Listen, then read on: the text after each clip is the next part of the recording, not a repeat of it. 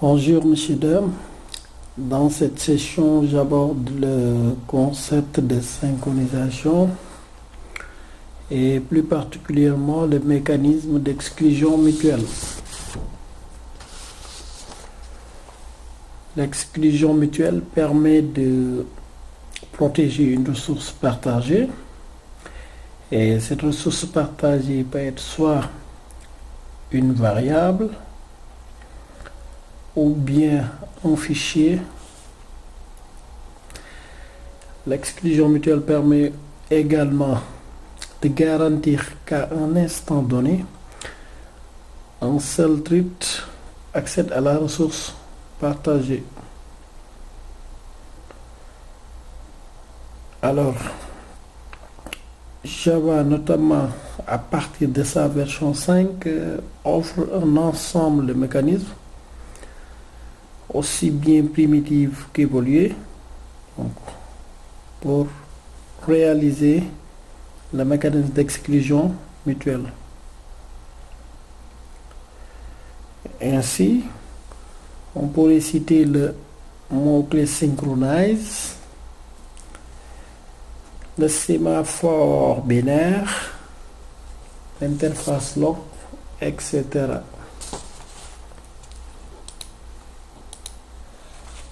Alors, en Java, chaque objet est associé à un log, un verrou. C'est-à-dire, si on déclare un objet, donc ça veut dire que cet objet constitue son propre verrou. Un bloc synchronisé ou une méthode synchronisée correspond à une section critique.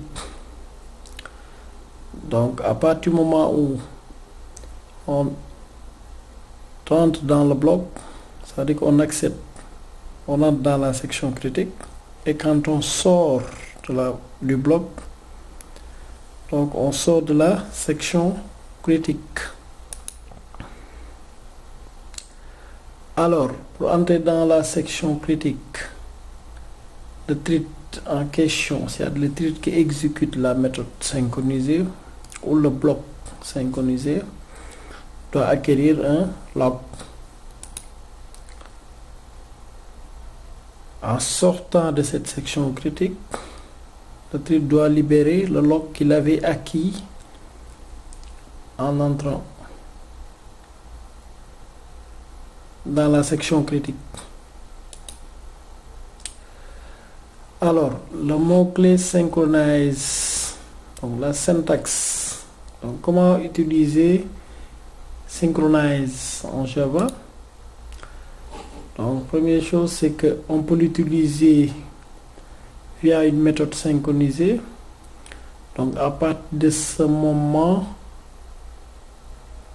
le verrou en question correspond à l'objet courant, c'est-à-dire l'objet qui invoque la méthode synchronisée. On peut l'utiliser également à travers un bloc synchronisé avec l'utilisation d'un verrou correspondant à l'objet courant. Donc l'objet courant, ça veut dire que l'objet qui invoque la méthode. Donc troisième possibilité, on peut utiliser un bloc synchronisé avec le verrou, non pas de l'objet courant, mais d'un autre objet.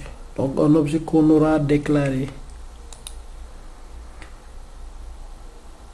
Donc quatrième possibilité, on peut utiliser un bloc synchronisé avec le verrou de la classe courante ou bien le verrou de type classe. Donc le premier scénario, méthode synchronisée avec le verrou de l'objet courant. Donc ici, si nous avons une classe exemple, la méthode synchronisée ici, c'est void method. Donc le mot-clé synchronize donc, est utilisé donc, avant void method. Alors, puisqu'on a déclaré synchronize, ça veut dire que automatiquement on entre dans la section critique. Ensuite, on peut mettre le code. Ça veut dire que ici, la variable d'instance, d'accord, est protégée. Et donc, on sort de la section critique. Donc, en sortant de la section critique, on libère le verrou. Donc, ici, le verrou, c'est l'objet courant. Donc, ça veut dire que si on déclare dans la fonction main, donc exemple, par exemple, exemple 1 égale new exemple, et on invoque la méthode. Donc, dans ce cas, exemple 1.méthode. Donc, ça veut dire que le verrou ici sera associé à exemple, à l'instance exemple. Deuxième cas de figure, parce qu'on a un bloc synchronisé avec le verrou de l'objet courant. Alors ici, vous constaterez que le modificateur synchronize n'est pas déclaré avec void méthode, mais plutôt à l'intérieur de la méthode, sous un bloc. Et là, le code à protéger est ici. Donc ça veut dire que le code protégé se trouve dans le bloc. Donc ce bloc, donc l'entrée de ce bloc, symbolisé par synchronize this. Donc this c'est l'objet courant. Donc ça veut dire que l'objet qui va utiliser, invoquer cette méthode. Donc ça l'objet courant ici c'est this. Donc en entrant on acquiert un verrou, le verrou c'est this. En sortant de la section critique, on libère le verrou, donc le verrou c'est this. Troisième cas de figure, nous avons un bloc synchronisé avec le verrou d'un autre objet. Alors cet objet en question c'est obj qu'on a déclaré ici. Alors précédemment on avait this, donc on remplace par obj. Donc ça veut dire que le verrou ici c'est obj. Donc en entrant dans la section critique on acquiert ce verrou là. Le thread qui exécute cette méthode acquiert le verrou obj. Alors une fois qu'il aura fini et qu'il sort de la section critique, il libère ce verrou.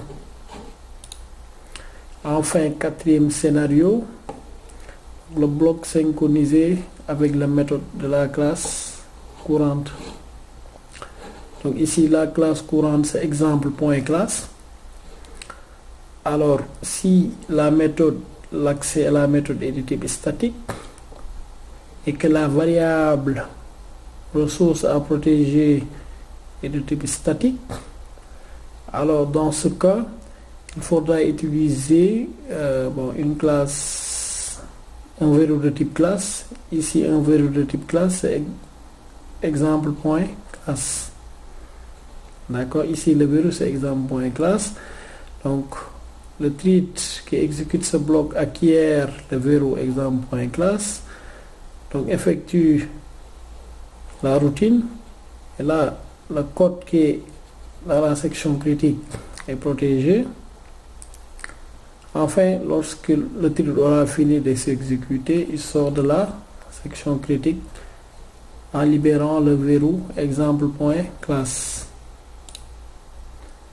Voilà, donc je pense que nous avons montré les 4 possibilités, les 4 scénarios pour utiliser le mot-clé synchronize.